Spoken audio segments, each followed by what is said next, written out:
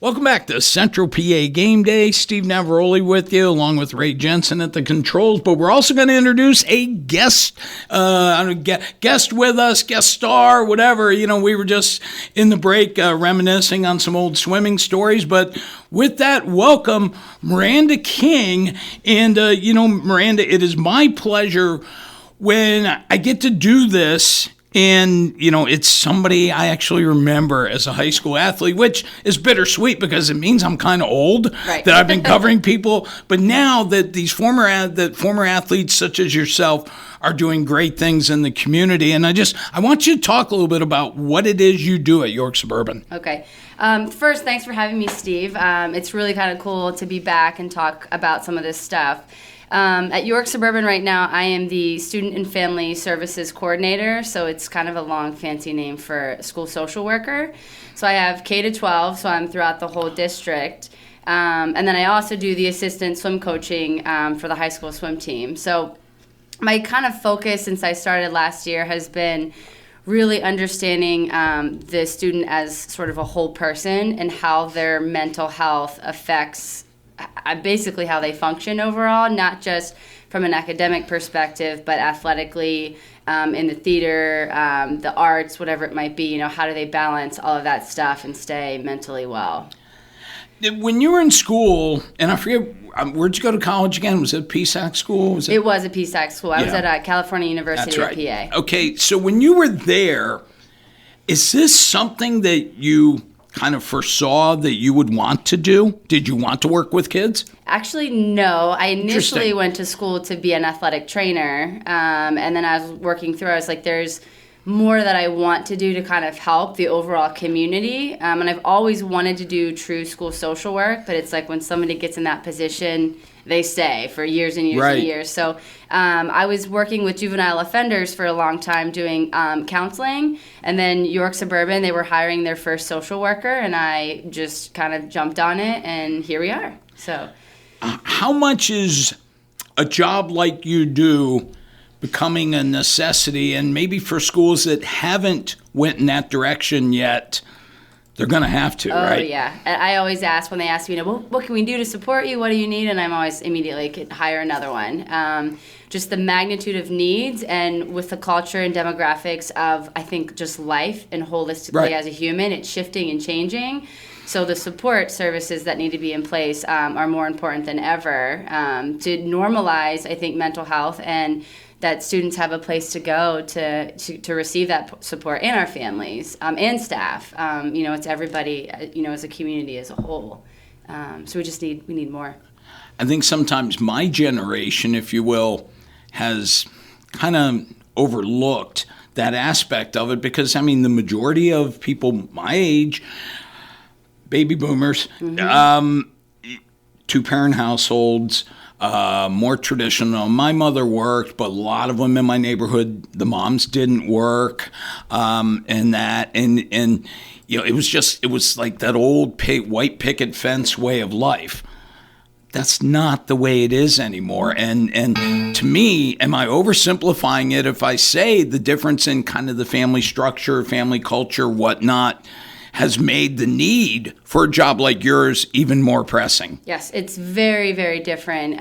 Just the structure of being in the home, the roles, the responsibilities. We have a lot of families that are doubled up, and when I say that, living in a multi-family home where there's a lot of people, different responsibilities. I think the culture of just what students have to face in general and the things that they have to juggle and manage between a sport, a job, family responsibility, academics, just life. I think the rigors have changed. Even from when I was in high school, the responsibilities that our young adults, have to face are different.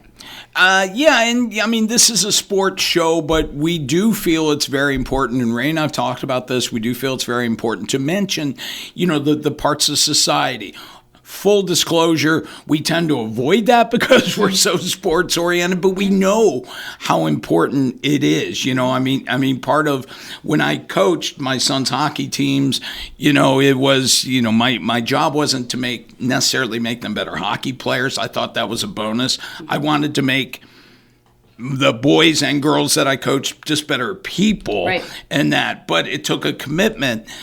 kids today deal with more, and I think even this transcends into athletics where there's more time spent on their sport. When I played sports in school, it was that season. It was this season. But all summer I played with my friends. Right. Is that one of those demands that is to the forefront of your job? Absolutely. The conversation when we talk about sports psych and, how do they balance and manage, I don't think it's really anything new. I just think it's been heightened to the place where it's more prevalent. Where a lot of our student athletes on the swim team, they have a summer sport, a fall sport, winter sport, and spring. And I look at them, I'm like, when do you have time to eat? When do you have time to just enjoy being a student or a child? And their failures and how they perform, and it's all weighted on their overall worth and value. And my goal through having these conversations and presentations is to get them to understand that it's okay to not be okay sometimes, and how do we learn and grow to become a successful adult in balancing athletics, and my performance doesn't necessarily dictate who I am as a person. I think that's changed significantly. I have student athletes that they don't produce a time on that clock.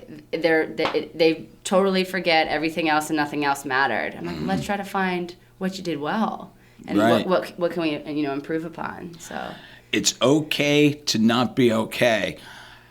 And you're right. It's a message I've hoped to pass along to my kids. I don't know if I've done a good job with that or not, to be honest. I'd like to think I have, but no guarantees. Mm-hmm.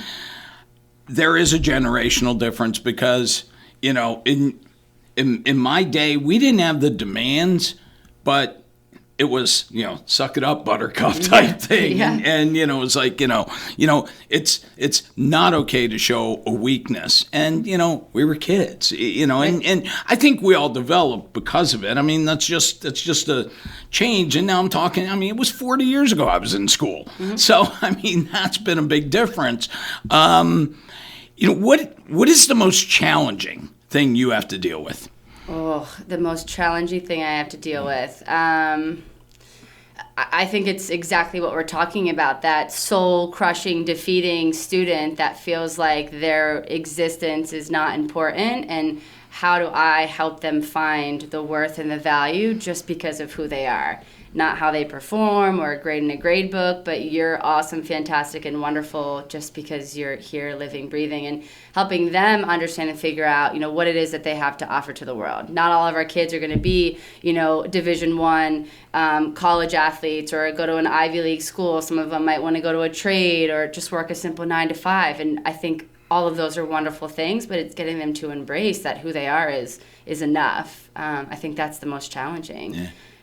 Because they have to balance, and some of them aren't good at finding that balance. You mentioned, and I want to go to Ray for something here, but real quick, you mentioned or go to a trade. My goodness, we have in this nation a definite lack of skilled trades. Mm-hmm. And, the big joke is, do you see what plumbers make? Well, they can make that because of the demands, but yet they're needed. Mm-hmm. So part of your job actually extends to, it's okay if you don't want to go traditional 4 years of school. If you're good at this and you're good with your hands, you can be a real viable member. You deal with that. All the time. Yeah. That's fantastic. All the time. And it's important to, right, do it. Follow your trade, what you're passionate about, what you love to do. And we need to make sure that we're supporting all the unique needs of every individual.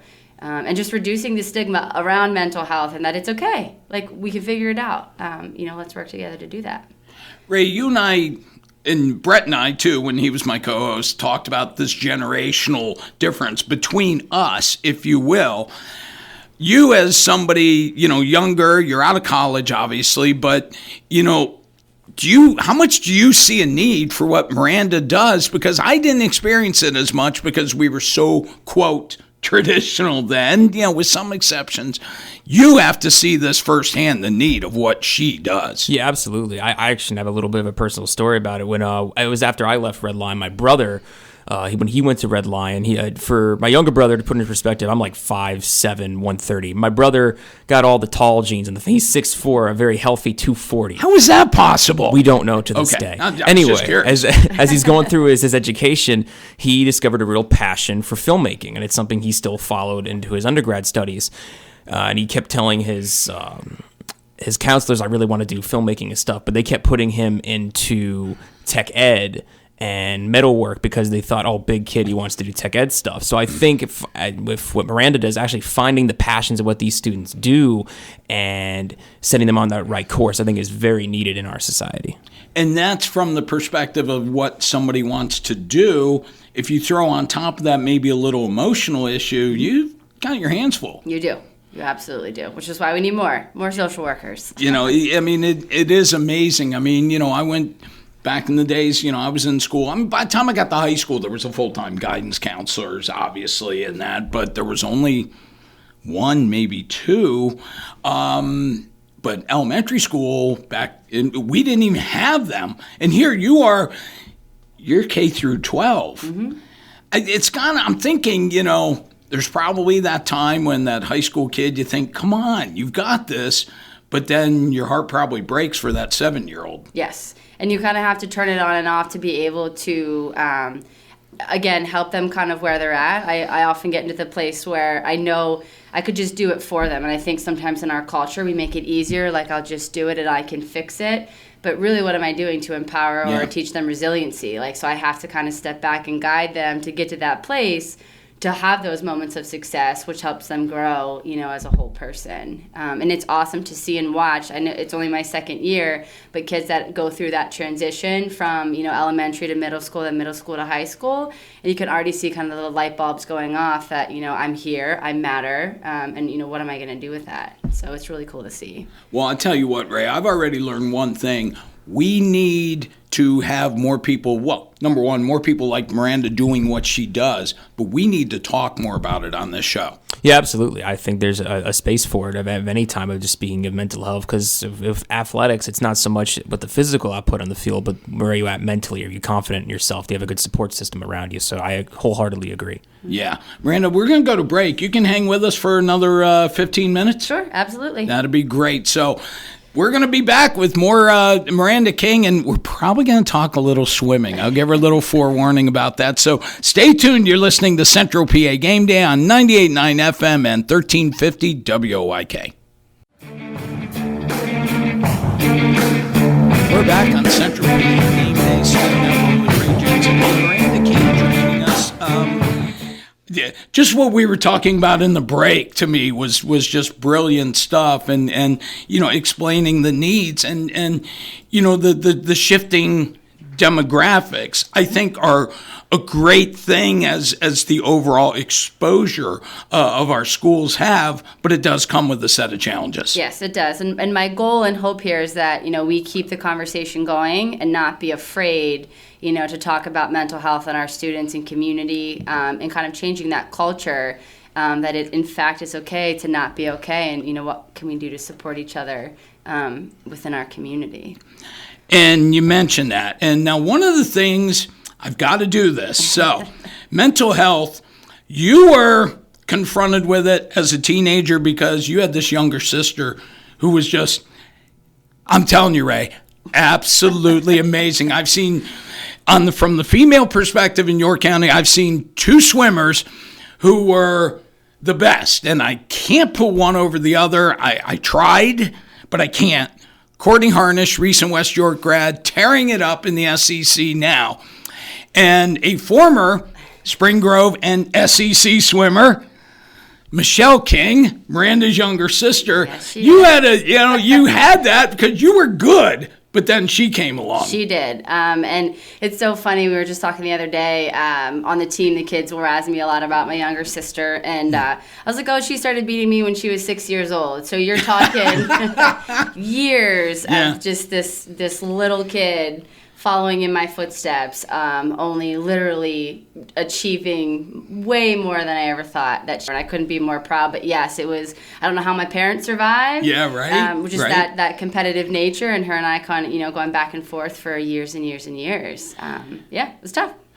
You two were on was it senior, freshman, or what was the age? I don't remember the age difference. 2 years. So I was a junior and she Okay. was a freshman, and Right. then I swam my senior year. She swam her sophomore, and then she swam her junior year, and then went to a higher level of training to prepare for college. But what was cool is she still helped out the Rockets team even though she wasn't swimming. I would see her at meets, and it was awesome. But what's really great is, when I look at, so here's Michelle, sprinter, and you had Courtney Harnish, distance swimmer, but they could both do anything. I mean, it wasn't like Courtney couldn't beat you in a sprint, and it certainly wasn't like Michelle couldn't beat you in a 500. Right.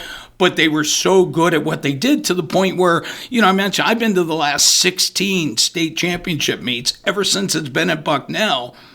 Her name's on that record board in the 50. Unbelievable. Yeah. Steve, her name's on a record board in multiple pools. Now that I'm coaching, again, that nostalgia, going back and walking in, and you smell the chlorine and you see it up there, and just the legacy that she had left. And like I said, to be her sister and to be able to watch that and that it's still there is such an awesome thing to see. Was it tough being the older sister, watching the younger? 100%, because I knew any benchmark that I set. I remember one event specifically, the 100 fly, that's what I swam. And at the time in high school, the coaches would never swim us against each other in that event because I knew that she would swim significantly faster. Well, senior year, Susquehannock put us in together, and she totally crushed me. And that was like my moment, here it is. So, but yeah, it was great competition though. Kept me on my toes to train even harder because I knew she was just following in my footsteps. So one of the things I enjoy about what I've done all the years in local media, and maybe more so with swimming, but just because I've faced it more, I've covered so much swimming, is seeing people such as yourself then come back as coaches and assistant coaches. I mean, at Suburban, Craig Brennan filled in for Dick Geyer between Dick's stints. Well, I covered Craig, and he was a terrific head coach. Yep.